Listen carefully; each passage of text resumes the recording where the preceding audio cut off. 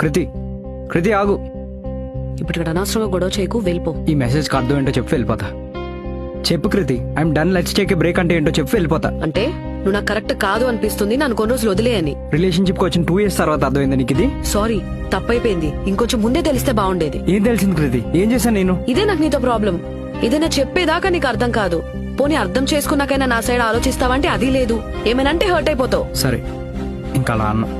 నువ్వు చెప్పకుండానే నీ ప్రాబ్లం ఏంటో తెలుసుకుంటా, ఓకేనా? ఇప్పుడు ఏదో జస్ట్ అలా ఊరికే చెప్తున్నావు అంతే. You are not doing it out of love. అందుకే చెప్తున్నా కొన్ని రోజులు బ్రేక్ తీసుకుందాం. ఏయ్, ఏంటి బ్రేక్ తీసుకుందాం అని చెప్పాక మారతా అని? అయినా నీతో ఇదే ప్రాబ్లం. వాడు ఫిక్స్ అవుతావు, అదే కరెక్ట్ అని కూర్చుంటావు కదా. మరి నన్ను వదిలే. పళ్ళు రాలితే పిచ్చి పిచ్చిగా మాట్లాడితే వదిలేయాలంటే వదిలేయాలి.